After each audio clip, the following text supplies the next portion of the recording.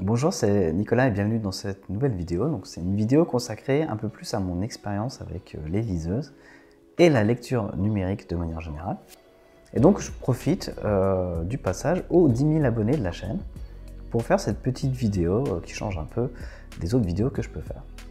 Donc, tout d'abord, un grand merci à tous les gens qui sont abonnés. Ça fait 4 ans que la chaîne existe.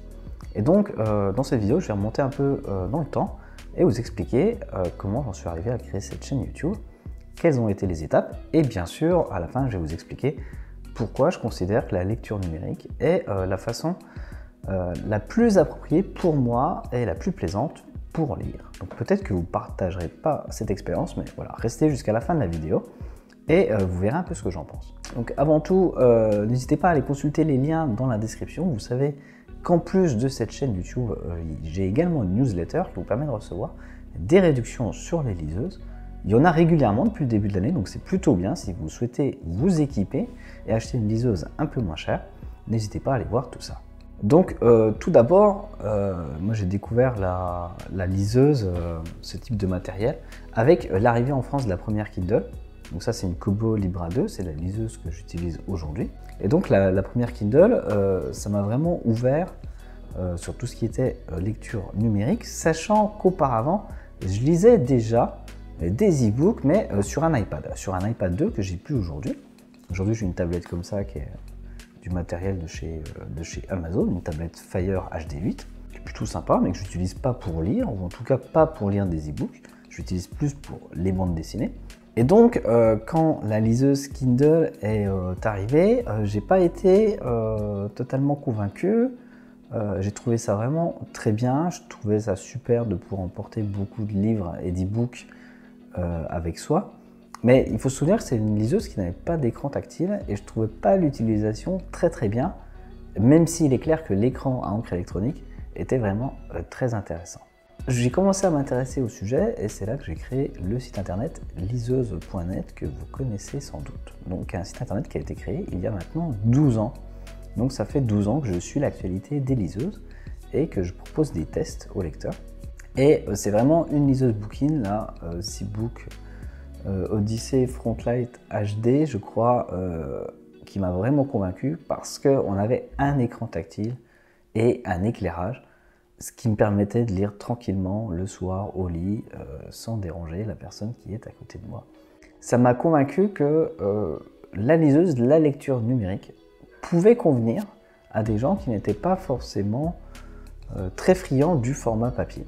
Et donc j'ai commencé à publier régulièrement des actualités sur les liseuses, les sorties de nouveaux matériels, les nouveaux services de lecture qui étaient proposés, et évidemment des tests de liseuses.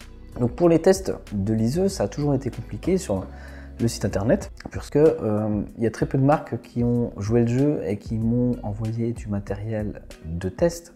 D'ailleurs, je voudrais remercier ici Vivlio et Bookin qui m'ont toujours fait confiance. Et même si j'ai toujours pas, donné des notes très favorables à leurs liseuses, parce qu'il y en avait qui étaient moins bonnes que d'autres, il y en a eu des excellentes, il y en a eu des un peu moins bonnes.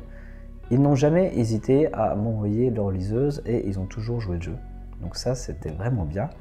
Pour ce qui est de Kobo et Kindle, ça a toujours été difficile. Kindle ne m'a jamais envoyé de matériel. Et Kobo un petit peu au début. Et puis après, tout simplement, ils ont cessé le contact. Donc je ne sais pas pourquoi. Et donc, c'est ce qui m'a poussé petit à petit à acheter les liseuses. En tout cas, les liseuses moyenne gamme et entrée de gamme, c'est-à-dire à moins de 200 €. Depuis quelques années, je les achète toutes et c'est ce qui m'a permis également de faire des comparatifs beaucoup plus intéressants, je pense, pour vous. Et à force d'avoir des messages sur pourquoi on ne les voit pas en vidéo, etc., j'ai lancé il y a 4 ans cette chaîne YouTube qui a maintenant donc passé le cap des 10 000 abonnés. Et si vous remontez aux premières vidéos, on peut dire que c'était pas génial, mais ça a été une première étape et j'ai essayé de m'améliorer petit à petit.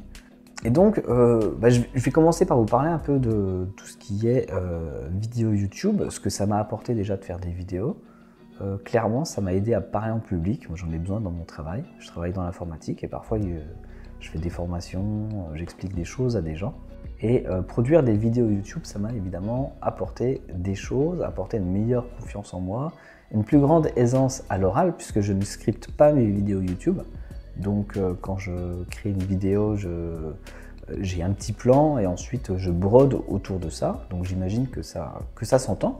Mais j'ai décidé de faire ça comme ça pour des raisons pratiques, puis aussi pour m'aider à développer mon éloquence, on va dire, et m'aider à parler en public de manière beaucoup plus spontanée et beaucoup plus naturelle.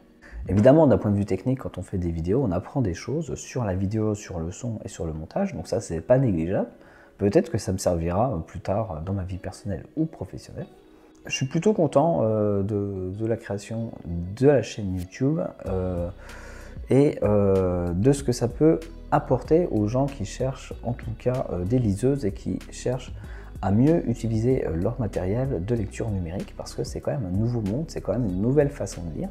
Et donc pour moi qui cherche à expliquer aux gens qui peuvent lire plus et à convaincre les gens de lire, je trouve que les vidéos que je produis apportent un complément d'information qui auront peut-être décidé certains et certaines à passer le pas et à tester la liseuse.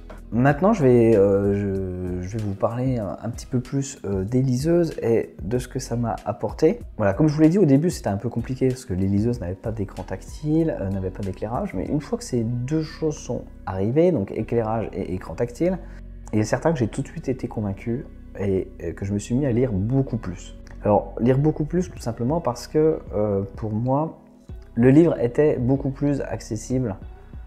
C'est-à-dire que c'est plus facile d'acheter des livres. Ils sont un peu moins chers aussi. Pas toujours, mais souvent ils sont un peu moins chers sur les liseuses. Et il est très facile d'acheter un livre, de le télécharger et de commencer directement la lecture.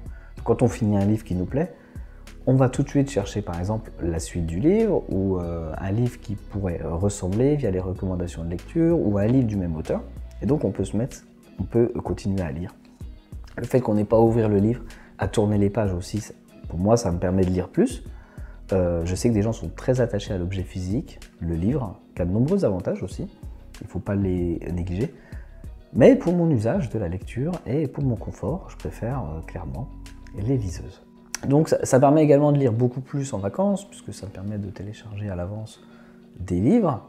Et puis, j'aime bien avoir un environnement et un logement qui n'est pas trop encombré par différents objets. Et clairement, faire un peu de vide dans ma bibliothèque, et ben, ça m'a permis de gagner de la place, tout simplement, tout en continuant à lire plus et à avoir du plaisir en lisant.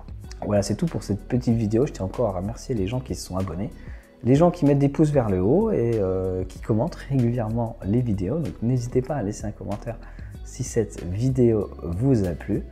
Donc, je vous dis au revoir, à bientôt et bonne lecture.